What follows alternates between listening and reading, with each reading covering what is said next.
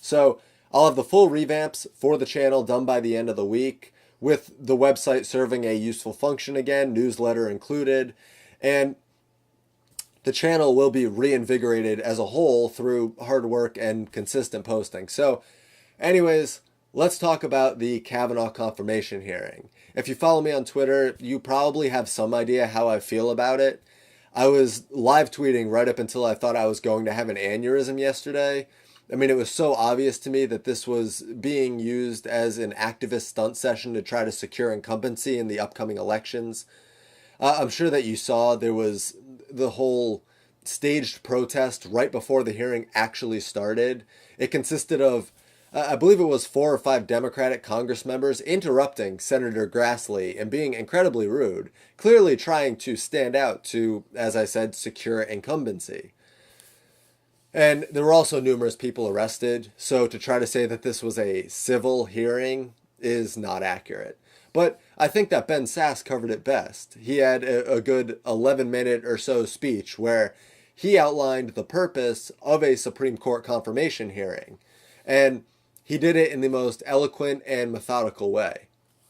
Honestly, I wish that I could play the whole clip, but this video would get taken down due to copyright, and I really want this information to be out there for people. So, of course, it's linked below, but Ben Sasse is a Republican from Nebraska. So, anyone in Nebraska, be proud that this man is defending the Constitution in the Kavanaugh hearing, because I heard some other people make references to the Constitution, of course, and some were pretty decent, but I didn't hear anyone really break it down beyond a level that allowed them to still wield their ideology as a club to either beat Kavanaugh or praise Kavanaugh. And in particular, I had a good laugh with Dick Durbin because, like Durbin usually does, he blew things way out of proportion and then went on to make false assumptions about the way the Constitution works and the purpose of the Supreme Court justices. I mean, he went so far as to say that Trump is an authoritarian, which is objectively false. And after Durbin, the next Democrat was, I believe, Whitehouse. And he also made a lot of assumptions that were untrue. He made the assumption that people, specifically employees, have a right to health care from their employer. And if Kavanaugh doesn't agree, then he doesn't believe in the Constitution. And what Whitehouse doesn't see is that thinking that people have a right to health care is unconstitutional in itself. But okay. Whitehouse also assumed that the government is the only entity that can save the environment. Another debatable claim that has nothing at all to do with being a Supreme Court justice. And Whitehouse also assumed that unions deserve legal protection, which is untrue. Protection of basic human rights enforced by a judiciary accounts for anything that you would need to protect an employee from against an employer. But there are some people in Congress who don't care about the employer. They don't care about business owners. And I'd say that Whitehouse and Durbin are right there beside the legally protected, business strangling, artificially propped up, and largely unnecessary unions.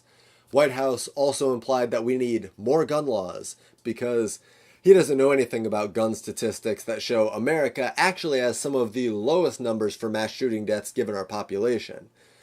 But this is also because our cops have guns, so they can actually stop mass shooters rather than pull a scene that looks like something that should be put to Benny Hill music. But gun violence in general is very low in America, plus a lot of gun control is aimed towards scary-looking semi-automatics.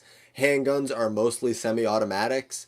And the laws aren't based on firing rate, carrying capacity, or caliber. Yes, there are laws to those specifics, but there isn't a solid constant for gun ban lists, other than just looking scary. So when Whitehouse assumes that Kavanaugh being against gun reform is bad, he's just assuming America needs gun reform. No, America needs to fight Big Pharma and the FDA approving that garbage that Big Pharma is pushing out.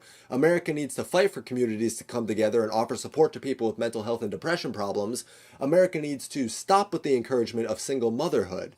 To blame this issue on guns is superficial and unfounded. Plus, armed guards at schools can sound scary to some people, but it's only the people terrified of guns in the first place. If people could step out of that impulsive repulsion to guns and actually think about them, they'd see that armed guards at schools and arming certain qualified teachers that want it is a great move, regardless of what you think the current state of gun laws in America is. There's a reason there's so many more hot burglaries in the UK and the Netherlands than in America. And for anyone who doesn't know, a hot burglary is a burglary that happens while the occupants are in the home.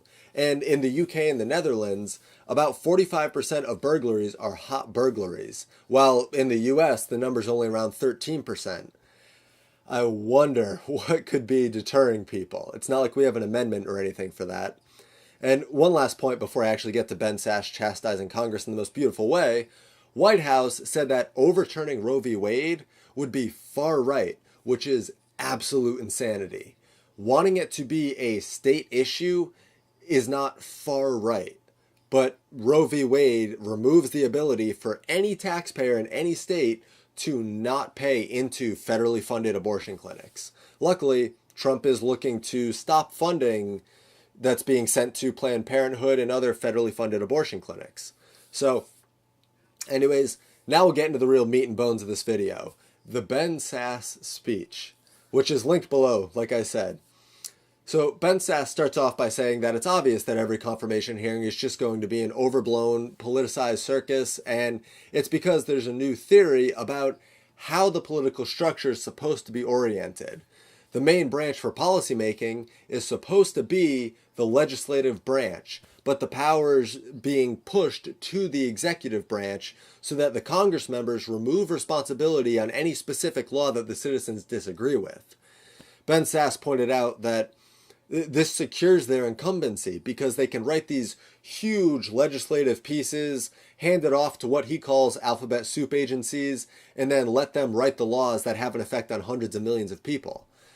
But the people can't vote out these agency officials. They can only vote out the Congress members who delegate power to these agencies. But that's something that's almost never talked about because it gets lost in the absolute complexity and vagueness of legislature. People stop knowing where the new laws and regulations are coming from because they can't control the people making those calls. All they can do is vote for the politician that's either happy or sad about the new laws and regulations. And of course they can do something as a politician. I understand that they do have some power, but Ben Sasse just lays Congress out to dry and in the most inspiring and patriotic way, calling them out on their laziness.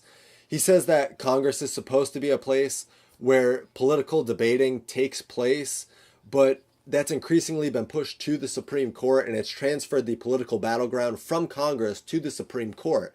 And it's because, as I said, Congress members just want to write vague, impotent laws and then, as Ben Sasse says, punt the responsibility to the next in line, which happens to be the executive branch. And I understand the Supreme Court isn't the executive branch. I get that they're not part of that, but the executive branch is the second most influential in terms of policy making.